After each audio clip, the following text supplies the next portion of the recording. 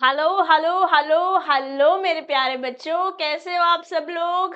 I hope सब मस्त हैं, जबरदस्त हैं। हम पढ़ रहे हैं आज के सेशन में इंडियन कॉन्ट्रैक्ट एक्ट 1872 का सेशन 12। टुडे इज क्लास 12 और परफॉर्मेंस ऑफ कॉन्ट्रैक्ट से आज सेशन चालू कर रहे हैं। चलिए दोस्तों चालू करते हैं। जब जब भी कोई जना कॉन्ट्रैक्ट में एंटर करता है ना, जो भी पार्टीज कॉन्ट्रैक्ट में एंटर करती है उनकी दोनों ही साइड से कोई रिस्पॉन्सिबिलिटी होती है, कोई ड्यूटी होती है। Something is been promised to be done. अगर मैं आपको ये पेन दे रही हूँ, आप मुझे 2000 रुपये दे रहे हैं, है ना, एक ऑब्लिगेशन है जो आपको परफॉर्म करनी है। तो जब भी कॉन्ट्रैक्ट होता है, हर एक कॉन्ट्रैक्ट, एवरी कॉन्ट्रैक्ट, हर एक कॉन्ट्रैक्ट एक ऑब्लिगेशन क्रिएट करता है। कोई सिंगल कॉन्ट्रैक्ट नहीं, हर एक कॉन्ट्रैक्ट जो भी पार्टीज इन्वॉल्व होती हैं उनके ऊपर एक ऑब्लिगेशन क्रिएट करता है। जो दोनों पार्टीज हैं, ओके, कॉन्ट्रैक्ट में आई हैं, उन्हें वो ऑब्लिगेशन, वो ड्यूटी पूरी करनी है, फुलफिल करनी है, ओके, एक दूसरे के लिए। और जब दोनों कर लेते हैं तो हम बोल देते हैं उन्होंने अपनी ड्यूटी परफॉर्म कर दी है। Performance has been done, performance has actually been done. जब दोनों ही पार्टीज कॉन्ट्रैक्ट में अपना परफॉर्मेंस कर चुकी हैं, अपनी ऑब्लिगेशन डन कर चुकी है, तो हम कॉन्ट्रैक्ट को बोल चुके हैं, तो बोल सकते हैं the performance has been discharged. जो परफॉर्मेंस करनी थी वो कर चुके हैं, इसलिए डिस्चार्ज ऑफ परफॉर्मेंस इस पॉइंटर को हम बोलेंगे। जब दोनों ही पार्टीज है, जो भी पार्टीज इन्वॉल्व हैं कॉन्ट्रैक्ट के अंदर, उन्होंने अपना अपना काम कर दिया है, अपनी अपनी ऑब्लिगेशन फुलफिल कर दी है, तो बन जा रहे हैं, then this performance here is said to be discharged. अब जो प्रोमिजर है, जिसने वादा, promiser, let's say, okay,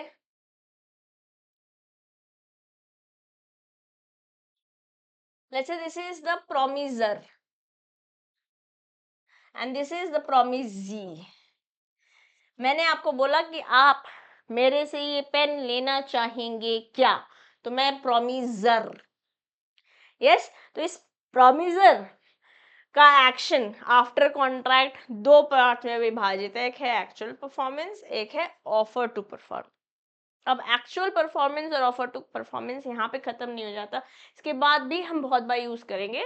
जो सेकेंड टाइम यूज करेंगे वहाँ भी मैं आपको एग्जाम्पल दूंगी, बट अभी एग्जाम्पल ध्यान से सुनेंगे ताकि जब दोबारा दूं तो आपको रिवाइज हो, बट उसके बाद मैं दोबारा एग्जाम्पल नहीं दूंगी। इस यहाँ से मैं ऐसा मान लूंगी कि आपको ये बातें, एक्चुअल परफॉर्मेंस और ऑफर टू परफॉर्मेंस, ये दोनों वर्ड्स आपको क्लियर है, इस बात को मैं ऐसा मान लूंगी, ठीक है। After explaining today, so listen to me very very carefully, okay. Let's say for example ये एक मिस रेखा है, ओके, अमिताभ बच्चन वाली रेखा नहीं, रेखा है, इनका नाम रेखा है, आप मान लो चाहे जो मर्जी है। मिस रेखा ने ऑनलाइन स्विगी से फूड ऑर्डर किया और पेमेंट भी कर दी, ओके। रेस्टोरेंट ने आपका ऑर्डर एक्सेप्ट किया, मतलब मिस रेखा का ऑर्डर एक्सेप्ट किया और सामान बनाना चालू कर दिया। डिलीवरी एजेंट आए और उन्होंने सामान, जो पिज्ज़ा है, ये हैंड ओवर, या जो भी इन्होंने ऑर्डर किया था वो हैंड ओवर कर दिया।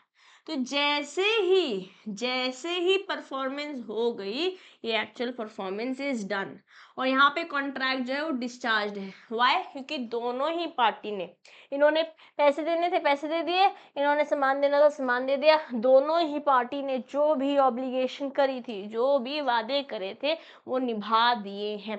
The actual performance has said to be done, but promiser कौन है? ये जो स्विगी वाले भैया है जो सामान दे रहे हैं। एक्चुअल परफॉर्मेंस इस प्रोमिजर द्वारा होनी चाहिए थी, जैसे ही हैंड ओवर कर दिया एक्चुअल परफॉर्मेंस हो गया, ओके। अब ऑफर टू परफॉर्मेंस क्या है? सेम मिस रेखा है, मिस रेखा ऑफिस से निकल रही थी, उन्हें बहुत ज़ोर से भूख लगी, उन्होंने रास्ते में ही ऑर्डर कर दिया, एक्सेप्ट हो गया ऑर्डर स्विगी से, रेस्टोरेंट एक्सेप्ट कर लिया, सामान बना के भेजने लगे। अब भेजते हुए जैसे ही जो डिलीवरी एजेंट है, डिलीवरी बॉय है, उसने फ़ोन करके बोला हाँ जी मैं आपके घर के बाहर खड़ा हूँ। कहा भाई मेरे को तो अभी बहुत देर लगेगी, मैं तो ट्रैफिक में अटकी हुई हूँ। फिर क्या करें, पेमेंट ऑलरेडी हो चुकी है, इन्होंने भी अपनी तरफ से परफॉर्मेंस करने की कोशिश करी है ना, बट अब वो है ही नहीं तो क्या कर सकते हैं।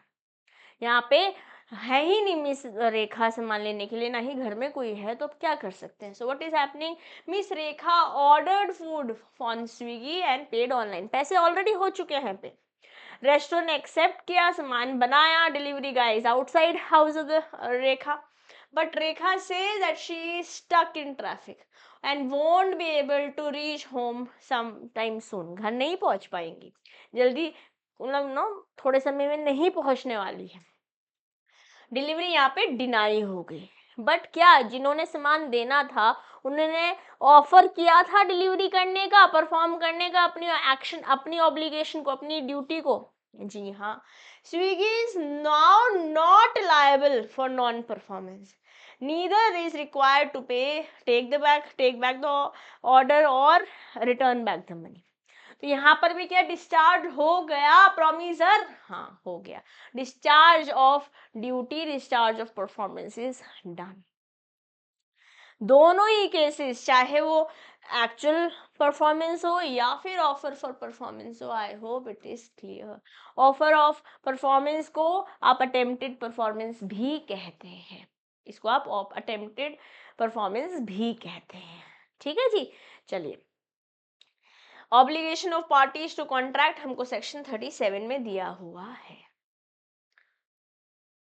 यहाँ पे हमने कोई सेक्शन नहीं देखा था, अब हम सेक्शन 37 चल दिए हैं, जहाँ पर अगर मैं आपको पीछे लेकर चलूँ, जो लास्ट सेशन में हमने पढ़ा था वहाँ पर भी हमने 30s वाले ही सेक्शन गए थे, सेक्शन 31 से चालू किया था।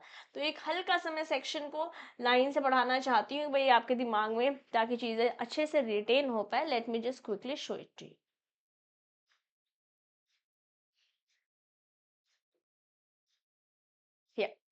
सेक्शन 31 देखा हमने, सेक्शन 32, 33, 34, 35, 36, 36 पे हमने कंटिंजेंट खत्म किया था।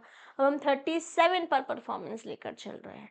तो सेक्शंस लर्न करने डिफिकल्ट नहीं होंगे। मैं कोशिश करूंगी, एक बार हमारा सिलेबस खत्म हो गया तो मैं कोशिश करूंगी आपको सारे सेक्शंस का एक टेबल फॉर्मेट दे दूं, ताकि जब आप रिवाइज करें तो आपके पास सेक्शंस जो इंटरलेट करके पढ़ने हैं या रिवाइज करने में आपको मदद मिल सकती है जिस तरीके से। I will try to make it for you. Okay, चलिए। Obligation of parties to contract, जो लोग भी पार्टी हैं, चाहे प्रोमिजर है चाहे प्रोमिजी है, whosoever is involve in this process, in this contract, उनकी क्या ऑब्लिगेशन है, पहले उसके बारे में बात करते हैं। Parties to a contract must either perform, या तो परफॉर्म कर दे, एक्चुअली परफॉर्म कर दे, या फिर ऑफर कर दे परफॉर्म करने के लिए, जैसे स्विगी वाले भैया जी ने करा था। देयर रिस्पेक्टिव प्रोमिसेस, जो भी वादा किया है या तो निभा दिया जाए, निभाने की के लिए एक्शन किया जाए। अब सामने वाला नहीं ले रहा है तो हम कुछ कर नहीं सकते। Unless such performance is dispensed or excused under the provisions of this act, या तो दे दिया है या डिस्पेंस कर दिया, सामने वाला मैं पहुंच ही नहीं पाऊंगा, मैं क्या कर सकता हूँ। यस, और of any other law, promise bind, आपने वादा किया है तो आपको निभाना तो पड़ेगा अंडर द लॉ।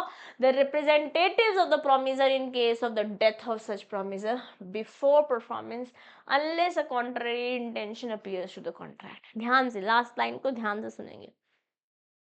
मान लेते हैं मैंने बोला कि प्रोमिसर हूं मैं, ठीक है, मैंने कुछ वादा किया था करने के लिए, तो जब मैंने वादा किया तो मुझे वो निभाना पड़ेगा, या तो एक्चुअल परफॉर्मेंस के थ्रू या फिर अटेम्प्टेड परफॉर्मेंस के थ्रू। बट मान लेते हैं मेरी डेथ हो गई, तो जो भी मेरे लीगल रिप्रेजेंटेटिव हैं, जो भी मेरे लीगल रिप्रेजेंटेटिव है, उन्हें जितने हद तक लॉ कह रहा है उसे करना परफॉर्म करना पड़ेगा, अनलेस एंड अनटिल उसका ऑपोजिट इंटेंडेड हो। मैम समझ नहीं आया, एग्जाम्पल से समझते हैं।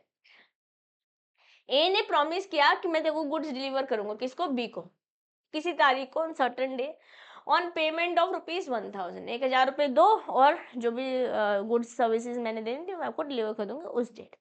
Now A dies before that day, A की डेथ हो गई, A's representative are bound to deliver the goods to B and B is bound to pay ₹1000 to A's representative. Am I clear? अगर मान लेते हैं किसी रेस्टोरेंट से आपने सामान ऑर्डर किया, ठीक है, अब किसी की डेथ ही हो गई या कोई और कर ही नहीं सकता सामान तो अलग बात है, but let's say for example आपके घर में शादी है, आपने मैं आपको अपना रियल लाइफ एग्जांपल बताती हूँ। 21 अक्टूबर 2023 मेरी सिस्टर की शादी थी, और जो केटरिंग वाले अंकल, मतलब he is a family friend also, उन्होंने पूरा बेसिकली वो इवेंट मैनेजमेंट ऑल्सो, तो केटरिंग वेटिंग सब कुछ वही ध्यान रखे थे। 19 अक्टूबर को उनके साले की डेथ हो गई, मतलब उनकी वाइफ के भाई की, सगे भाई की डेथ हो गई थी। Was young, he was not old, कुछ प्रॉब्लम, डेंगू एटसेट्रा कुछ तो हुआ था, I don't exactly remember. May his soul rest in peace. I hope those guys have also recovered a little from the pain. Any which way is not going in that direction. Going back to the point, 19 अक्टूबर को उनके brother in law की death हो गई। अब क्या 21 को उन्होंने catering तभी भी करी? उन्होंने, since he was not available, somebody else did it for us. यहाँ पे उनकी डेथ नहीं हुई थी, जो इस पार्टी ने एंटर किया था उसकी डेथ नहीं हुई थी, but on his behalf somebody did it. Similarly मान लेते हैं आपने किसी के साथ कोई कॉन्ट्रैक्ट किया था और वादा किया था इस डे को ये होना चाहिए परफॉर्म, और पैसों की सब बातें हो गई थी, तो अगर उस बंदे की डेथ हो जाती है तो लीगल रिप्रेजेंटेटिव को वादा पूरा निभाना पड़ेगा, और जो वादा किया गया था मैं पैसे दूंगा वो भी इन कंसिडरेशन प्रोमिसी द्वारा आना चाहिए। A promises to paint a picture of B by certain date at certain price. A dies before the day. The contract cannot be enforced, क्योंकि ये पेंटिंग करनी ही उसी बंदे ने थी, ये पेंटिंग करनी ही उसी बंदे ने थी। So again let me tell you, जैसे मान लेते हैं there is some event, okay, और मेकअप करने किसी ने आना था, आपने पूरा रिसर्च करके मुआ मेकअप आर्टिस्ट को बुक किया, ओके। अब वो makeup artist certain day perform करना था, आपने सर्टेन पैसे देने थे, बट उस मेकअप आर्टिस्ट की ही लेट्स से डेथ हो गई, उस मेकअप आर्टिस्ट की ही लेट्स से डेथ हो गई, तो अब एक्चुअल में हो ही नहीं सकता ना, यहाँ पे इंटेंशन ही नहीं है ऐसा कि कोई और उसके बिहाफ पर आके काम कर देगा, मेकअप कर देगा, राइट। तो दोनों ही एग्जाम्पल्स आपको आई होप अंडर सेक्शन 37 समझ में आए होंगे, obligation of parties to the contract. अब अगर बंदा मना कर देता है, effect of refusal to accept offer और परफॉर्मेंस, जैसे मैंने आपको एग्जांपल में से रेखा कर दिया था सेकंड टाइम में, अटेम्प्टेड परफॉर्मेंस, जहाँ पे आपने परफॉर्मेंस तो नहीं करी बट ऑफर फॉर परफॉर्मेंस दिया। हम नींबू पानी पढ़ चुके हैं, वर्जिन मोहितो पढ़ रहे हैं, है ना, फर्स्ट क्लास, याद है ना, where a promiser had made an offer of performance to the promisee and the offer has not been accepted, the promiser is not responsible for non-performance। अब भैया हम तो आए थे ना सामान देने के लिए, अब हो ही नहीं घर में तो हम क्या करें, नन्ही सी जान है, हमारी क्या गलती है यहाँ पर। यस तो यहाँ पर रिस्पॉन्सिबिलिटी प्रोमिसर की नहीं है, तुम नहीं एक्सेप्ट कर पा रहे हो, whatever was the reason, okay, nor does he thereby lose his rights under the contract। पैसे लेने थे, पैसे लेंगे, मान लेते हैं पहले ऑनलाइन पेमेंट नहीं हुई थी, कैश ऑन डिलीवरी होना था, अगर कैश ऑन डिलीवरी भी होना था भैया पैसे देने पड़ेंगे, नहीं तो माइनस में जेप्टो पे, स्विगी पे, जो भी आपका अकाउंट है वहां पे माइनस में पैसे चल जाएंगे, नेक्स्ट ऑर्डर से पहले वो पेमेंट आपको क्लियर करनी होगी। Yes, now every such offer must fulfill the following condition। ऐसा नहीं कि हर एक चीज मतलब ना हमने बोल दिया तो हो जाएगा, there are certain conditions under the law, fulfil करने पड़ेगा। इट इज अनकंडीशनल, जैसे मिस रेखा ने ऐसे तो नहीं बोला था मैं पहुंच गई तो दे देना, अनकंडीशनल था ना भैया, दाल मखनी, शाही पनीर और 3 नान भिजा दीजिए मेरे घर में, दे दिया ना भैया, अनकंडीशनल था, मैं पहुंच जाऊंगी तो मैं ले लूंगी, ऐसी कोई बातें नहीं करी थी, okay. It must be made, भूख लगी ना, खुशबू आ रही दाल मखनी की, कोई बात नहीं, कंट्रोल, मम्मी बना देगी, खुद बना लेना, मम्मी की हेल्प कर देना, पापा की हेल्प कर देना, जो भी बनाते हैं उनकी हेल्प कर देना, बट अभी पढ़ाई करते हैं। It must be made at a proper time and place. अब स्विगी से किया था, एक प्रॉपर टाइम प्रॉपर प्लेस, चाहे वो ऑनलाइन हो चाहे ऑफलाइन हो, यस।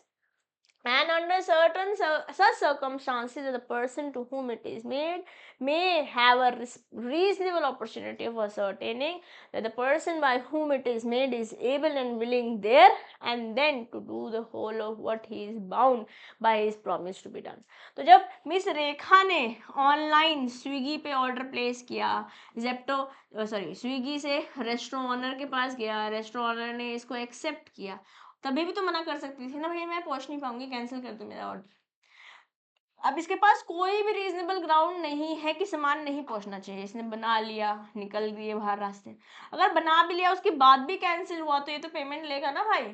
अब ऐसे क्लाउड किचन एक्सेट्रा इंस्टाग्राम में देख ही रहे होंगे कि मैंने सब बना ही लिया था, फिर ऑर्डर कैंसिल हो गया, मैंने ऑर्डर कैंसिल करना एक्सेप्ट नहीं किया क्योंकि मेरा तो सारा सामान बन चुका था, अब तो मुझे पैसे चाहिए, अदरवाइज सामान खराब हो जाएगा। अब सामान चला दिया, अब चलने के बाद अभी घर में ही नहीं है तो हम नहीं कुछ कर सकते। बट क्या रीजनेबल टाइम एंड अपॉर्चुनिटी थी इस प्रोसेस में इसको, इस बंदे को मना करने के लिए? मिस रेखा रास्ते में पहले मना कर सकती थी ना, नहीं किया। हमने बना दिया, अपने ऑब्लिगेशन हमने परफॉर्म कर दिए, पैसे तुमने दिए हैं या नहीं दिए हैं हमें तो चाहिए अंडर द लॉ, ठीक है। If the offer is an offer to deliver anything to the promisee must have a reasonable opportunity of seeing that the thing offered is the thing which the promiser is bound by the promise to deliver. अब मान लेते हैं miss रेखा ने order किया था दाल मखनी और शाही पनीर, और उसके पास पहुंच गया मशरूम, 2 प्याजा और पिंडी चना। तो भाई देखने दो, थोड़ा रीजनेबल अपॉर्चुनिटी दो उसे देखने के लिए कि भाई तुमने हमने तो ये ऑर्डर किया था, हम मान लेते हैं उसने वेज ऑर्डर किया था, बट जैसे सामान डिलीवर हुआ उस पर रेड कलर का डॉट लगा हुआ है नॉन वेज, देखने दो, अदरवाइज उसके पैसे आपको रिफंड करने पड़ेंगे। जो भी whatever has been done as promise between the parties, both it is for both the parties, be it the promiser or the promisee, who are under an obligation to perform the act that they have promised under section 37 हमने पढ़ा था, और under section 38 refusal वाली बातें भी कर ली है, attempted offer को भी समझ लिया है। यस, 31, 32, 33, 34, 35, 36 कंटिजेंट से बातें करके आया। यस, 37, 38 अभी भी पढ़ा है हमने, and I hope miss Rekha आपको भूलेगी नहीं। Okay, if effect of refusal on the party to perform promise wholly under section 39 क्या है आइए समझेंगे। जब भी जो पार्टी है to contract has refused to perform or disabled himself to performing his promise in its eternity, हम बना ही नहीं सकते, हम क्लाउड किचन बंद ही कर चुके हैं, आपने झोल मोमोज का ऑर्डर तो दे दिया है बट अब हमारे पास सामान ही नहीं है, मैं घर से बाहर निकल चुका हूँ, मैं ऑलरेडी बस बंद करने ही वाली थी अपना अकाउंट कि आप मेरे पास ऑर्डर ना करो, आपने कर दिया, मैं परफॉर्मेंस कर ही नहीं सकती। लेट्स से मैं क्लाउड किचन ऑपरेटर हूँ, the promisee may put an end to the contract unless he has signified by words or conduct his acquiescence in its continuance. Order आया मेरे पास स्विगी से, मैं क्लाउड किचन ऑपरेट करती हूँ, अब मैंने मना कर दिया, ऑर्डर आने के बाद मैंने मना कर दिया मैं नहीं बनाऊंगी, तो एक्सेप्ट नहीं हुआ, स्विगी ने तो किया बट मैंने नहीं किया, मैं मना कर सकती हूँ, पैसे वापस चले जाएंगे। प्रॉमिजी यहाँ पर जिसको हम जो बेसिकली स्विगी ऑफर कर रहा था तो वो प्रॉमिसर था, और प्रॉमिसर के बिहाफ पे मैं सामान बना कर देती हूँ, क्योंकि मैं बना नहीं सकती, मैंने मना कर दिया, बाय वर्ड्स मैंने कम्युनिकेट कर दिया, तो okay this contract can come to an end, ठीक है, पैसे वापस चले जाएंगे। But let's say for example मैं नहीं चाहती थी, मैं जाने वाली थी क्लाउड किचन बंद करने के, बट क्योंकि आपका ऑर्डर आया और आपने मुझसे रिक्वेस्ट करी आप प्लीज़ बना दीजिए, मैं आपको, हमारे घर गेस्ट आ रहे हैं और हमने आपकी बहुत तारीफ कर दी है, एक छोटा सा ऑर्डर बना दीजिए मेरा। अगर मैंने by word significant importance of word से मैंने बता दिया कि हाँ ठीक है चलिए बना देती हूँ, तो कॉन्ट्रैक्ट एंड नहीं होगा, तो कॉन्ट्रैक्ट एंड नहीं होगा। आइए किताब क्या बोल रही है। A singer enters into a contract with B, the manager of the theater, to sing his theater 2 nights in every week during the next 2 months, and B engages to pay ₹100 for each night's performance. On 6th night, A willfully absent herself from the theater. B is at the liberty to put an end to the contract.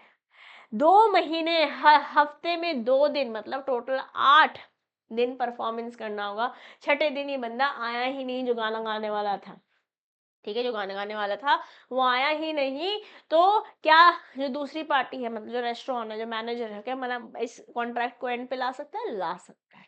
That's also a right that can happen है। Yes, am I clear? Refusal पूरा वो करने, पूरा नहीं करा ना, पूरा नहीं किया, आधा कर दिया। पूरा जो 8 हफ्ते करे थे वो नहीं किए ना, तो उन्हें छठे पे मना कर दिया। You have not performed it Holi, 5 दिन किया बट पूरा नहीं किया, तो क्या मना, कॉन्ट्रैक्ट को एंड किया जा सकता है? जी किया जा सकता है। ठीक, चलिए, this was section 39। Let's go to section 40। Section 40 क्या बोल रहा है? Person by whom promise is to be performed, it if it appears from the nature of the contract or the case that it was the intention of the parties to any contract that any promise contained in it should be performed by the promiser himself. तो अगर गाना मेरे को ही गाना था, let's say for example that person himself, such promise must be performed by the promiser. तो गाना मेरे बिहाफ पे जाके कोई और नहीं कर सकता। अगर पारुल गर्ग ने प्रॉमिस किया है कि वो मेकअप करेंगे, तो जूनियर आर्टिस्ट सीनियर आर्टिस्ट जाके मेकअप नहीं कर सकते मेरे बिहाफ पे। आपसे ही कराना है मेकअप तो वो ही करेंगे जिससे प्रॉमिस किया गया, जो प्रॉमिस कर रहा है। Okay, A promises to pay a sum of money, sorry. A may perform this promise either by personally paying money to be or causing it to be paid to be by another person. ठीक है, ऐसे मान लेते हैं ए ने B को पैसे देने के लिए वादा किया, मैं तेरे को पैसे दूंगा, ठीक है। सी ने ए को पैसे देने थे, कहा भैया मेरे को देने की जगह ना तो इसी को दे दे, इसको दे दे, पैसे तो पहुंच गए ना, कोई दिक्कत नहीं है। किसी ए के थ्रू ही पैसा आंसर है, ऐसा नहीं बोला था। Let's say, and if A dies before the time appointed by payment, his representative may perform or employ some proper person to do so. कोई दिक्कत नहीं। बट अगेन, जैसे going back to my sister's wedding, 21 October 2023 मेरी बहन की शादी थी और हमने गुनीत विरधी मेकअप आर्टिस्ट को बुक किया हुआ था कि वो रुड़की आएंगी। I am from Roorkee, Roorkee आएंगी, मेकअप करेंगी। अब लेट्स से वो तो आई थी खैर, but I am just giving an example. अगर वो नहीं आती हैं और उनके बिहाफ पे उनका कोई सब्स्टिट्यूट आता है, तो जिसको वादा किया गया था, जिसको 80,000 रुपये मेकअप करने की ब्राइड के दिए गए थे, उस वो नहीं परफॉर्म किया, तो इट इज ब्रीच। ब्रीच के बारे में हम पढ़ेंगे नेक्स्ट सेशन में, आज नहीं पढ़ेंगे। आज काफ़ी कुछ ऑलरेडी अपन के पास पढ़ने में।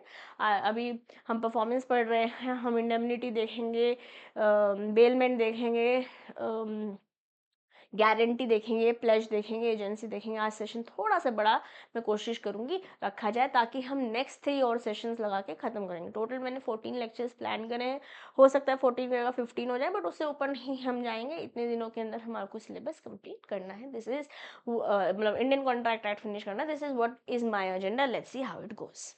ओके, तो ये आई होप ये तो क्लियर हुआ। अगर डेथ हो जाएगी एक ही तो उसका रिप्रेजेंटेटिव दे दीजिएगा। This was section 40। Effect of accepting performance from third person.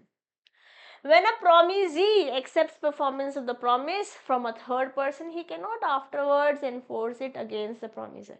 जैसे अब गुनीत विरधी को हमने, मेरी सिस्टर जो ब्राइड है, बोला कि आप इसका मेकअप आप कर दीजिए, जो भी आपका 80,000 है विल पे, और बाकी मैं मेरी बहन एक और है, हम 3 बहनें हैं टोटल।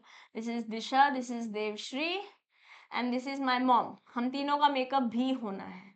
ओके, तो इसने कहा कि ये मैं नहीं करूंगी, ये मेरी सीनियर आर्टिस्ट करेगी। तो ये सीनियर आर्टिस्ट ने हमारा करने का, let's say for example 10,000 each लिया, हम 10,000 ईच लिए, सीनियर आर्टिस्ट करेंगे। तो अब क्योंकि हमने, लेट्स से मेरी सिस्टर डील कर रही थी इस पूरे प्रोसेस को इनके साथ, जीवी हेयर्स के साथ, माय सिस्टर वाज डीलिंग, तो क्योंकि प्रोमिजर के साथ ऑलरेडी बात हो रखी थी कि कोई और परफॉर्म करेगा, तो अब हम लोग इनको लायबल नहीं क्रिएट कर सकते। बोला था कोई और करेगा, तो कोई और कर रहा है, बाद में हम इसको लायबल नहीं क्रिएट कर सकते। Am I clear? Are we good?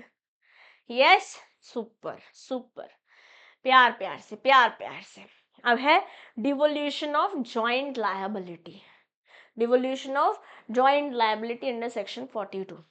ये हम ना एक इंडियन पार्टनरशिप एक्ट 1932 पढ़ते हैं, अभी हमारे सिलेबस में नहीं है, बट इंटर में होगी। इंटर में हमारे पास मतलब मोटा मोटा अगर बांटा जाए तो 4 पार्ट्स में विभाजित है पूरा लॉ। ओके, जिसमें से जो फर्स्ट सेक्शन ए है, सेक्शन ए में हमारे पास इंडियन पार्टनरशिप एक्ट है।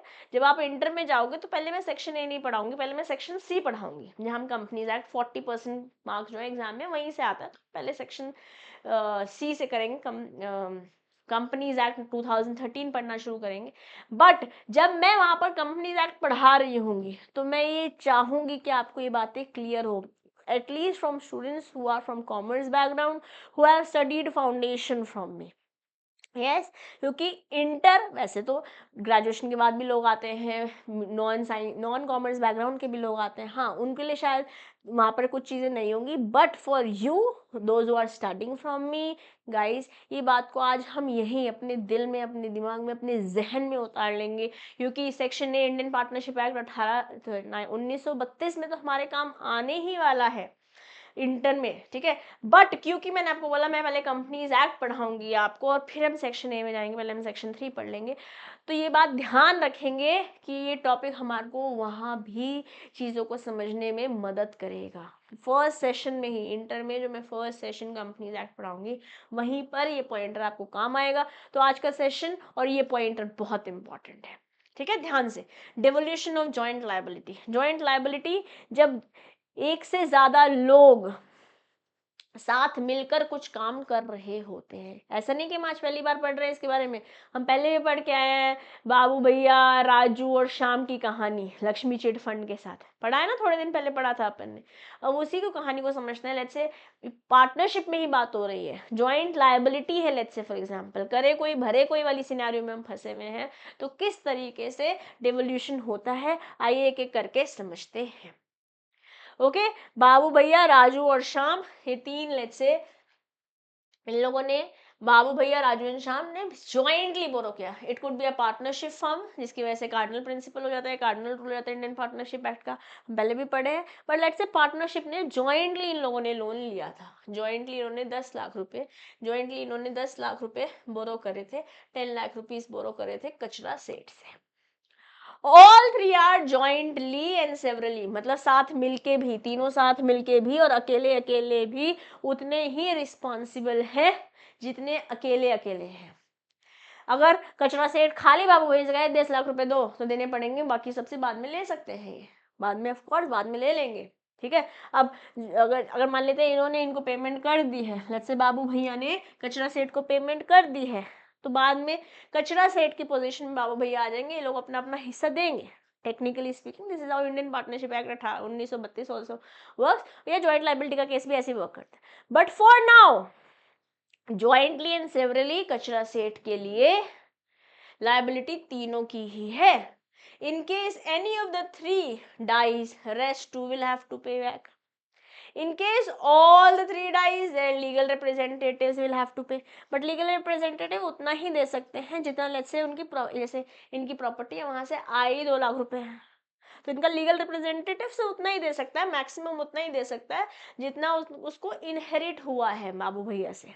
अब अपनी जेब से कुछ पैसे नहीं देगा वो बंदा, ठीक है।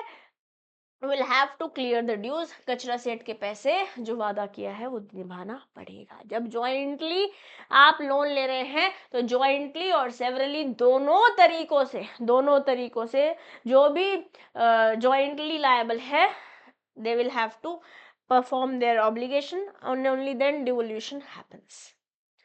Okay, when two or more persons have made a joint promise, then unless a contrary, unless opposite बता रखा है कॉन्ट्रैक्ट में, unless contrary intention appears to the contract, all such persons during their joint lives and after the death of any of them, his representative jointly with the survivor or survivors, and after the death of the last survivor, the representative of all jointly must fulfill the promise. जैसे या तो death हो जाए किसी एक बंदे की, बाबू भैया की डेथ हो गई, राजू और शाम को देने पड़ेंगे, हो सकता है बाबू भैया के रिप्रेजेंटेटिव को साथ में जोड़ लिया जाए, ठीक है, अगर रिप्रेजेंटेटिव नहीं है तो इन दोनों को ही देना पड़ेगा। मान लेते तीनों की डेथ होगी तो रिप्रेजेंटेटिव देंगे, बट रिप्रेजेंटेटिव उतना ही देंगे जितना मैक्सिमम उन्होंने इनहेरिट किया है इन बोरोवर से। Are we clear? दिल में दिमाग में जा रहा है क्या? Yes, giving you 20 seconds. Read this one. Read this one ताकि दिल दिमाग जहन में आज it is kill, dead, slaughtered, KDS done for life.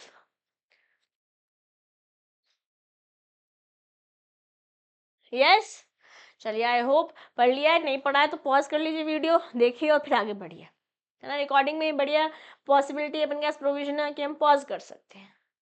चलिए, अब अगर मान लेते हैं any one of the joint promises may be compelled to pay, हो सकता है कचरा सेठ बोले भाई तू ही दे दे पैसे, बाकी सबसे तुम नाम निपट ले, मुझे तू दे दे, तो हाँ ये भी पॉसिबिलिटी है। बाबू भैया, Raju and Ghanshyam jointly borrowed ₹10 lakh from Kachra Seth. Kachra Seth can compel any one of the joint promisor or promisors to perform the whole promise, क्योंकि jointly और severally, दो jointly और severally सारे joint liability या joint borrowers are liable. Let's say case 1 बोल रहा है कचरा सेठ कंपेल्स घनश्याम टू पे ₹10 लाख। तो हाँ भाई देने पड़ेंगे, दे दीजिए, बाद में इनसे ले लीजिएगा, बट फॉर नाउ क्या किया जा सकता है? हाँ किया जा सकता है, हाँ जी किया जा सकता है। ओके, लेट्स से बाबू भैया राम घनश्याम सॉरी राजू घनश्याम ₹10 लाख लिए है कचरा सेठ, कैन कंपाइल, जैसे हमने पहले बोला केस टू घनश्याम और बाबू भैया दोनों को बोल सकता है, प्रोमिजर भी प्रोमिजर्स भी, किसी एक को भी एक से ज्यादा को भी बोल सकता है कि भाई दो। प्रोमिजर और प्रोमिजर्स, तो केस 1 खाली एक ही बंदे को प्रोमिजर्स, केस 2 भी देख लिया है, केस 2 भी देख लिया है। ठीक जी। When two or more persons make a joint promise, the promisee may, in absence of express agreement to the contrary, जहाँ साफ साफ किसी कॉन्ट्रैक्ट में लिखा ही हुआ है तो अलग बात है।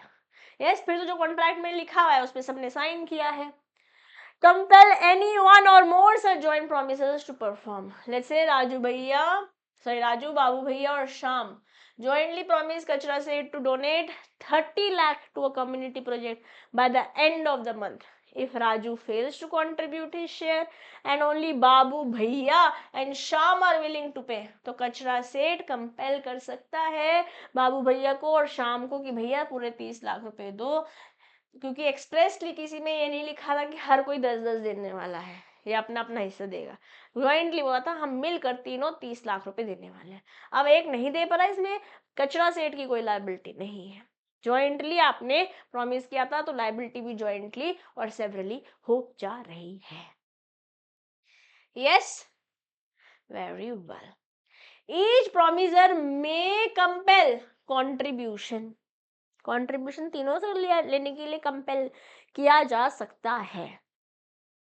Each of two or more promises may compel every other joint promiser to contribute equally. अब 30 लाख बोल रहे, 10 लाख तीनों को बोला जा सकता है कि दीजिए with himself to perform the promise unless a contrary intention appears to the contract. अब कहीं unless दे रखा है, हर लॉ की हर एक वर्ड हर एक कॉमा इंपॉर्टेंट है, इतनी बात तो अभी तक हम समझ चुके हैं।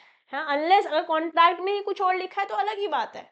Yes, let's say again Raju, Babu Bhaiya and Shyam jointly promises Kachra Seth to donate 30,000 to community project. अगर राजू और बाबू भैया ने 10 लाख दे दिए हैं but Shyam has failed to pay his share, तो राजू और बाबू भैया can compel Shyam to contribute his 10 lakh rupees each, assuming there is no agreement specifying otherwise. जैसे मैंने आपको बोला कि अगर एक बंदे ने दे दिया तो बाकी दोनों से वो ले सकता है, यहाँ पे दो ने दे दिया है तो वो तीसरे से ले सकता है, कंपेल किया जा सकता है। फॉर नाउ लेट्स से इन्होंने दे भी दिए हैं तो फिर वापस ले लेंगे। ऐसे ही इंडियन पार्टनरशिप एक्ट 1932 भी काम करेगा, जब आप मेरे साथ इंटर में पढ़ेंगे वहां पे उसकी और डिटेल पढ़ेंगे। ठीक है। Sharing of loss by default in contribution, अगर लॉस हो जाता है तभी भी कंट्रीब्यूशन में कैसे मतलब अपना अपना कंट्रीब्यूशन देना होगा, अपना अपना हिस्सा देना होगा, उसके बारे में बात कर लेते हैं. If any one of the two or more joint promises make default, जो वादा किया था नहीं निभा पा रहे हैं, in such contribution the remaining joint promises must bear the loss arising from such default in equal share. अब मान लेते हैं 10 लाख रुपए शाम नहीं दे पा रहा है, मान लेते हैं शाम नहीं दे पा रहा है, तो 5-5 लाख रुपए शाम सॉरी राजू और बाबू भैया को अपने जेब से अभी के लिए डालने पड़ेंगे. एक्सप्लेनेशन समझते हैं किताब क्या बोल रही है. Nothing in this section shawl prevent assurity, मतलब जिसने गारंटी दी है, गारंटर भी बोल सकते हैं. अंडर इंडियन कॉन्ट्रैक्ट एक्ट हमारे पास कॉन्ट्रैक्ट ऑफ गारंटी आते हैं under section from section 126 and onwards. Okay, from recovering from his principal payment made by the surety on behalf of the principal. Let's say for example ये A है, ये B है और ये C है. ठीक है, B ने A को उधार दिया या उधार पर सामान दिया, किसके कहने पर? C के कहने पर. तो यहाँ पर B हो गया क्रेडिटर जिसने सामान, जिसको पैसे मिलने हैं. ठीक है, A हो गया प्रिंसिपल डेटर जिसने पैसे एक्चुअली में उधार लिए हैं, और C हो गया श्योरिटी, या इसको गारंटर बोलते हैं. Okay, let's say for example A ने डिफॉल्ट किया, जिसकी वजह से अब श्योरिटी को पैसे देने पड़ रहे हैं, जिसकी वजह से श्योरिटी को मतलब सी को पैसे देने पड़ रहे हैं. तो जिस पोजीशन में बी था पहले, मतलब क्रेडिटर की पोजीशन में बी था ना, अब सी हो जाएगा. मतलब अब सी जो है वो इससे अपने पैसे रिकवर कर सकता है. सी जो है अपने पैसे रिकवर कर सकता है. ऐसे अगर घनश्याम ने या श्याम ने पैसे नहीं दिए और इक्वल कंट्रीब्यूशन में बाबू भैया और राजू को पैसे देने पड़ रहे हैं, तो बाद में रिकवर कर सकते हैं. अभी तो कचरा सेठ को देने पड़ेंगे, है ना, इक्वल बांट के दे चाहे. Okay, A B and C jointly promise to pay ₹3,000 to D में कंपेल ईदर ए और बी और सी टू पे हिम ₹3,000, फिर बैलेंस आपस में करते रहना. Okay okay, coming back to surety, आया था मैंने समझाया आपको. Nothing in this section shall prevent a surety from recovering from his principal payment made by the surety on behalf of the principal, or entitle the principal to recover anything from the surety on account of the payments made by the principal. ये पूरी अगर story समझ आ गई है तो ये difficult आपके लिए नहीं होना चाहिए. ठीक है, इसी बात पे फटाफट से लाइक का बटन दबा देंगे, अगर मजा आ रहा है ना गाइस तो प्यार देते रहिए, बिकॉज इससे मुझे भी मोटिवेशन मिलता है to come and record classes, share with you on regular basis, bring super duper hit examples जो आपको याद, समझना तो आसान हो ही, याद भी रखना आसान हो.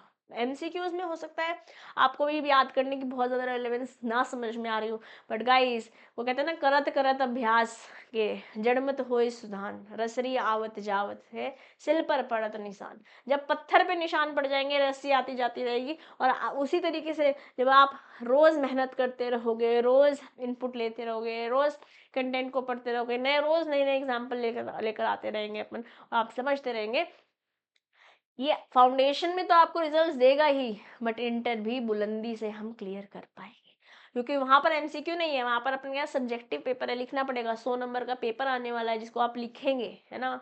जब आप लिख रहे होंगे तो वहां पर अलग अलग तरीके के लोग पेपर चेक करते हैं, है ना. और लोग की भाषा, कोई हो सकता है डायरेक्टली एक्सपेक्ट कर रहा हो, कोई सजेस्टेड आंसर एक्सपेक्ट कर रहा हो, कुछ शायद नो एक्सप्लेनेशन जो आपने अपने वर्ड्स में कीवर्ड्स को उठा कर दे रखी हो वो भी मान ली जाए. बट मैं बोल रही, ये नहीं बोल रही हूँ कि ऐसे बोर्ड में आपके 95-100 मार्क्स आ गए थे, वैसे यहाँ पर भी इंटर में भी आ जाएंगे, तो शायद टू मच टू आस्क हो जाएगा. बट अगर 80-85 नंबर आप आए हैं लोगों के, I have seen people, I have know a lot of my students have got these kind of numbers, तो आपके भी आ सकते हैं. ठीक है, बट मैं बोल रही हूँ कि 60 नंबर तो अपन को क्रॉस करने ही है any which ways in inter also. ठीक है ना। तो उसकी तैयारी भी आज हम करते चले जा रहे हैं, क्योंकि मैं आपको बताया सेक्शन ए में इंडियन कॉन्ट्रैक्ट एक्ट भी है, आपका नेगोशिएबल इंस्ट्रूमेंट एक्ट भी है, सोगा भी है, और इसके अलावा इंडियन पार्टनरशिप और कुछ एक LLP एटसेट्रा भी है, वो हम पढ़ेंगे इंटर में जाके। बट जो बातें आज हम फाउंडेशन में रहते हुए फाउंडेशन को क्लियर भी कर ले और इंटर में भी काम आ जाए, तो क्या बात है ना। ये तो सोने पे सुहागा है। तो आइए देखेंगे स्क्रीन पर। Coming back to the topic, effect to release of one joint promisor. Effect to release of one joint promisor, क्या एक जॉइंट प्रोमिसर को, लेट्स से एग्जांपल से समझेंगे, कचरा सेठ ने बाबू भैया को तू रहने दे, क्या उसको रहने दे कहने से बाकी दोनों लोग रहने दे हो जाएंगे क्या? आइए पढ़ेंगे। Where two or more persons have made a joint promise, a release of one such promise by the promisee does not discharge other joint promiser or joint promisers. Example ले लेते हैं सेम कॉन्ट्रैक्ट ऑफ गारंटी का। Let's say for example ए को B से उधार लेना था या उधार पे सामान लेना था, जिसके लिए सी और डी दोनों ने गारंटी दी थी, दोनों ही श्योरिटी थे। मान लेते हैं बी ने इसको तो डिस्चार्ज कर दिया, बी ने इसको तो डिस्चार्ज कर दिया, क्या इसको डिस्चार्ज करने से ये भी डिस्चार्ज हो गया? नो, ये इसको डिस्चार्ज करने से ये डिस्चार्ज नहीं हुआ, ओनली गेट्स डिस्चार्ज। लायबिलिटी इन दोनों की थी, तो इन दोनों को प्रॉमिस निभाना था, ये नहीं निभा रहा है तो इतने उतने हद तक नहीं निभाएगा जितने हद तक इसने इसको मना करा होगा। दूसरे वाले बंदे को अपना निवादा तो निभाना पड़ेगा, निवादा तो निभाना पड़ेगा। Okay, neither does it free the joint promisor to release from the responsibility of other joint promisor or joint promisers. Let's say for example Raju, Babu Bhai and Sham jointly promises Kachra Seth to donate 30 lakh rupees to a community project. If Kachra Seth releases Raju from promise, Raju is no longer liable to contribute. However, मान लेते हैं पूरे पैसे सी से ले रहा है अभी, तो सी बोलेगा अच्छा तेरे को वो, उसने कुछ नहीं कहा, मैं अभी यहीं पे हूँ, खाली मैंने नहीं किया था promise. Okay, however Babu Bhai and Sham are still responsible for the entire 30 lakh. Additionally, Raju, though released from the liability from Kachra Seth, is still responsible to Babu Bhai and Sham from his share of promise if they seek contribution from him. अगर सी को सारे पैसे B को देने पड़ रहे हैं, तो अब सी इससे भी ले सकता है पैसे और इससे भी ले सकता है। Am I clear? इससे तो खैर अपना ही हिस्सा लेगा, जो भी दोनों का लेट से 50-50 था, बट इससे तो पूरा ही लेना होगा दोनों को। Am I clear? तो कॉन्ट्रीब्यूशन, ये हमने कॉन्ट्रैक्ट ऑफ गारंटी वाली बात बताई, ये वाले एग्जांपल से चीजें और भी ज्यादा क्लियर हुई होंगी जॉइंट प्रॉमिस के केस में, जॉइंट प्रॉमिसर के केस में under section 41 when I am talking about effect of release of one of the joint promisors. ठीक है, चमका क्या? आई होप चमका होगा। ठीक है, चलिए फिर आगे बढ़ते हैं। Devolution of joint rights, when a person has made a promise to two or more persons jointly, then unless the contrary intention appears from the contract, the right to claim performance rests as between him and them, with them during the joint lives and after the death of one of them with the representative of such diseased person मतलब जिसकी death हुई है। आज आप समझ लीजिए और हमेशा के लिए अपने दिल में दिमाग में उतार लीजिए, डिजीज पर्सन हम यूज करते हैं लॉ की भाषा में। jointly with survivor or survivors and after the death of the last survivor with the representative of all jointly। Ma'am समझ नहीं है, एग्जाम्पल के साथ थोड़ा समझाइए। चलिए, A is in consideration of ₹5,000 lent to him by B and C promises B and C jointly to repay them that such sum with interest on a day specified।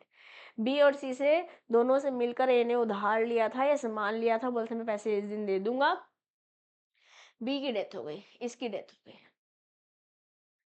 The right of claim of performance rests with B's representative jointly। Let's say B का representative है, legal representative है D, तो D और C दोनों मिलके A से पैसे ले सकते हैं। With C during C's life and after death of C with the representative of B and C jointly। Let's say मान लेते हैं इसकी भी डेथ हो जाती है, तो इसका लीगल रिप्रेजेंटेटिव लेट्स से ई है, तो ई और डी दोनों मिलकर ए से पैसे ले सकते हैं।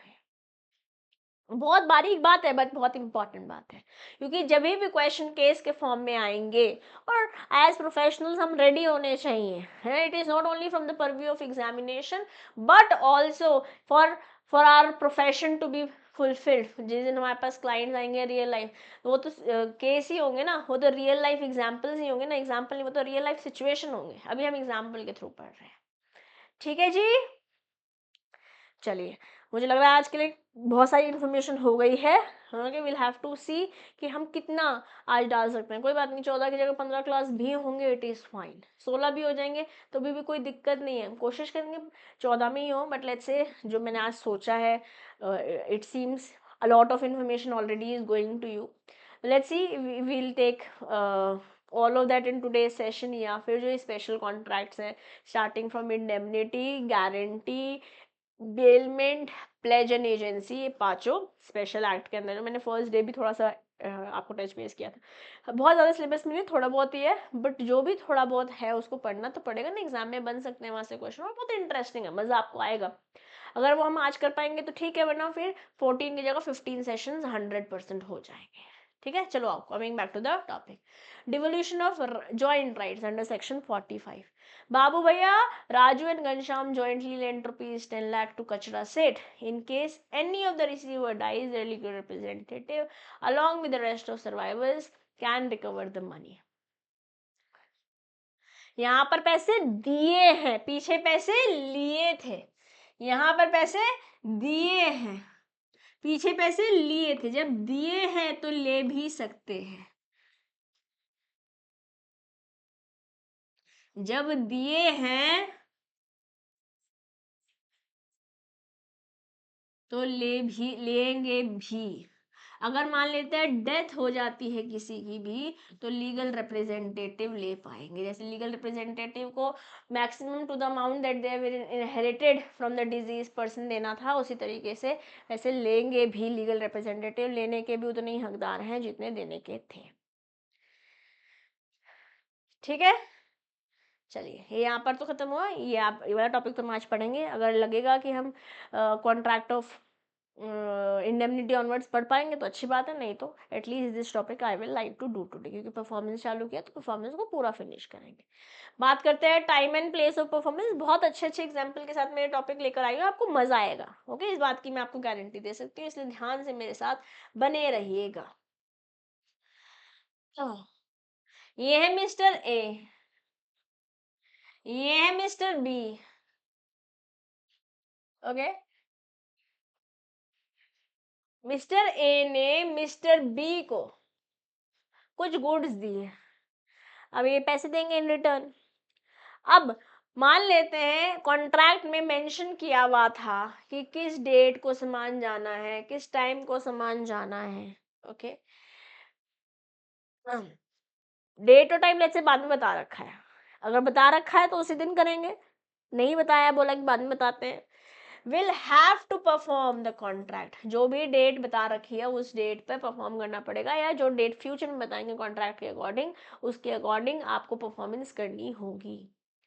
एप्लीकेशन उसी तरीके से हो जाएगा। परफॉर्मेंस टाइम, क्योंकि हम टाइम ऑफ परफॉर्मेंस के बारे में बात कर रहे हैं, क्योंकि हम टाइम ऑफ परफॉर्मेंस के बारे में, time and place of performance के बारे में कर रहे हैं बात। ओके, अब time of performance, it is application by promisee is required.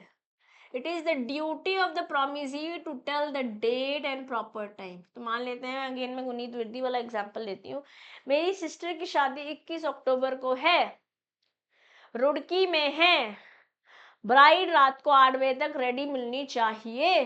तो अब 3 बजे तक अगर वो नहीं पहुंचेंगे रुड़की, एक आध घंटे में चीज़ सेटल, लंच वंच करके सेटल नहीं करेंगे, 5 बजे से मेकअप चालू नहीं होगा, तो 8 बजे तक ब्राइड कैसे रेडी होगी?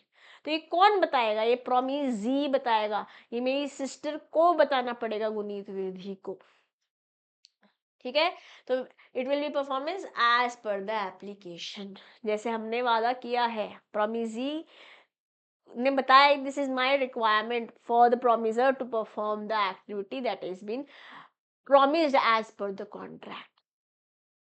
Okay, application by the promisee is not required. कहाँ पे प्रोमिसी का इनपुट नहीं चाहिए होगा? यहाँ पे तो प्रोमिसी का इनपुट चाहिए था ना, जो मैंने गुनीत वर्दी वाला एग्जांपल दिया. कहाँ पे नहीं चाहिए होगा? जब डेट और टाइम या तो स्पेसिफिकली बताई रखी है, डेट और टाइम पहले से ही बता रखा है भाई कि यही समय है और यही टाइम है. Performance is specified in the contract, ये केस है. दूसरा, डेट इज स्पेसिफाइड, डेट तो बता रखी है बट टाइम नहीं बता रखा है. The performance of the time during usual hours of business. क्योंकि डेट बता रखी है, जैसे बाल कटवाने हैं मुझे गुनीत वर्दी के सलून में जाके, अब ऑपरेटिंग टाइम है सुबह 11 बजे से रात को 8 बजे तक. तो date let's say for example बोल दिया मैंने कौन सी तारीख को, 12th लेक्चर आपका जाएगा आई थिंक मंडे को. Date, give me a moment, okay, let me just do the calculation. 5th of August को करना है. तो यूजुअल बिजनेस आवर्स के जाकर आपने बाल कटा लिए, इट इज फाइन. या तो बता रखा होगा एप्लीकेशन, नहीं बताया हुआ है तो या तो कॉन्ट्रैक्ट में बताया होगा डेट और टाइम, फाइन. अगर मान लेते हैं डेट बता रखा है टाइम नहीं बता रखा है तो बिजनेस आवर्स ले लेंगे.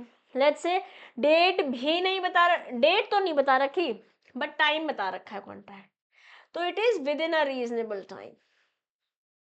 सॉरी, डेट भी नहीं बता रखी, टाइम भी नहीं बता रखा, डेट भी नहीं बता रखी, टाइम भी नहीं बता रखा. यहाँ पर दोनों बता रखे थे, यहाँ डेट बताई थी, टाइम नहीं बता रखा था. यहाँ पे ना तो डेट बता रखी है ना तो टाइम बता रखा है. तो reasonable time as per law होगा, reasonable time as per law होगा.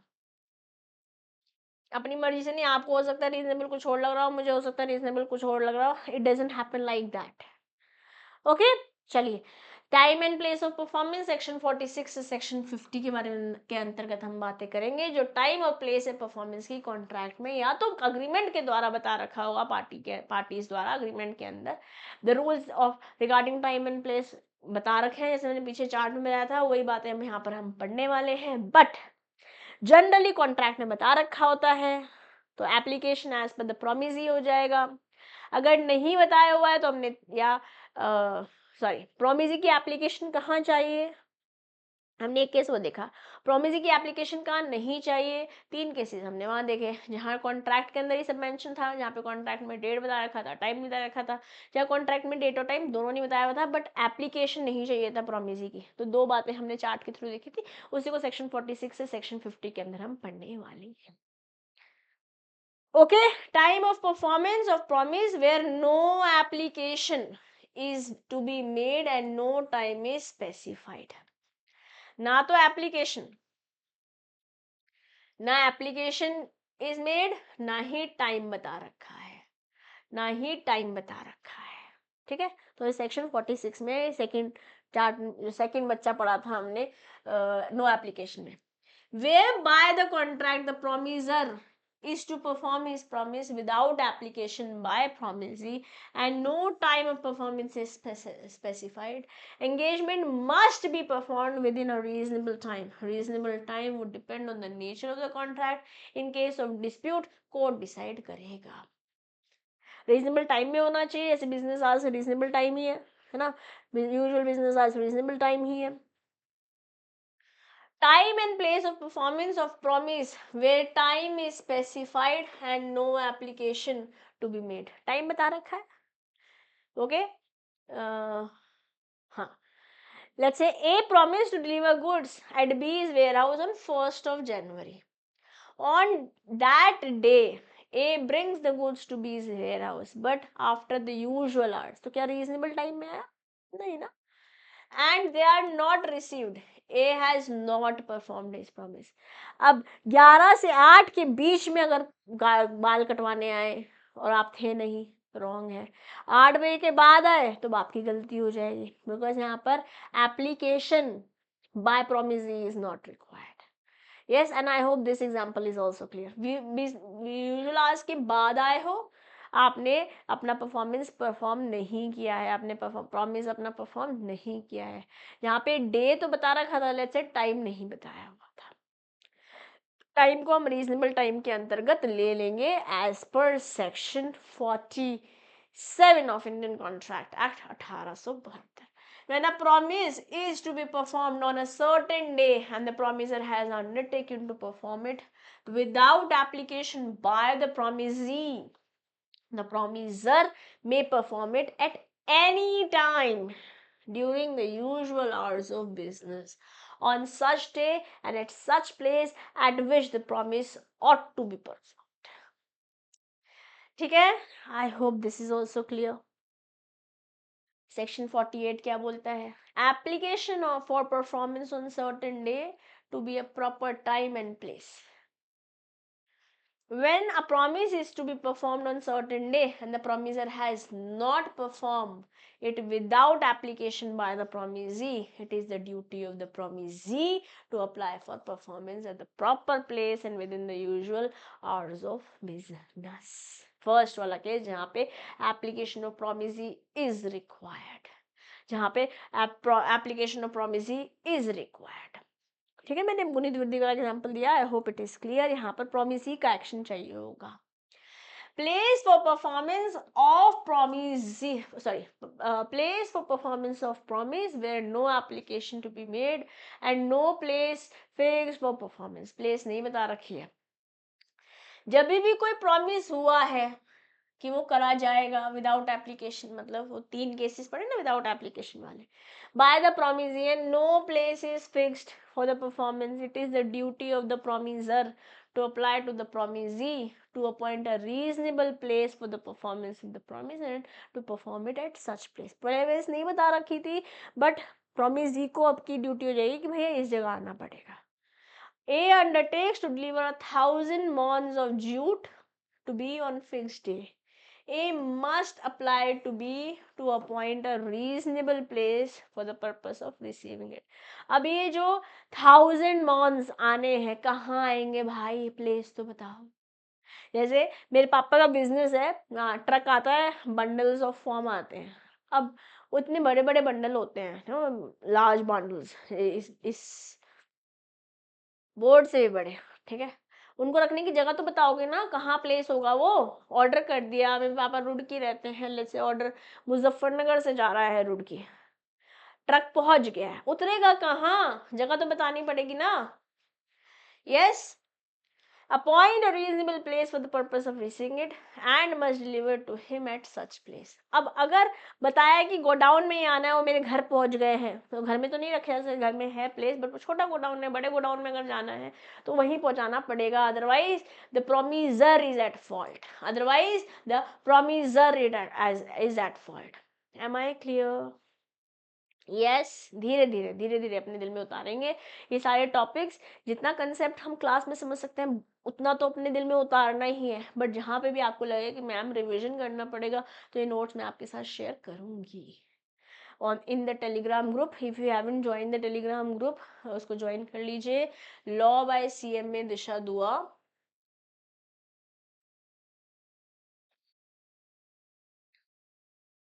ये ग्रुप है, ये ज्वाइन कर लीजिए. लॉ बाय जरूर लिखना, क्योंकि for CMA students this is the group. For JIB CIB I also teach to bankers. वहाँ पे CMA दिशा दुआ ही खाली टेलीग्राम ग्रुप का नेम है. ओके, तो law by CMA Disha Dua Telegram group join कर लीजिएगा. This is the Telegram group.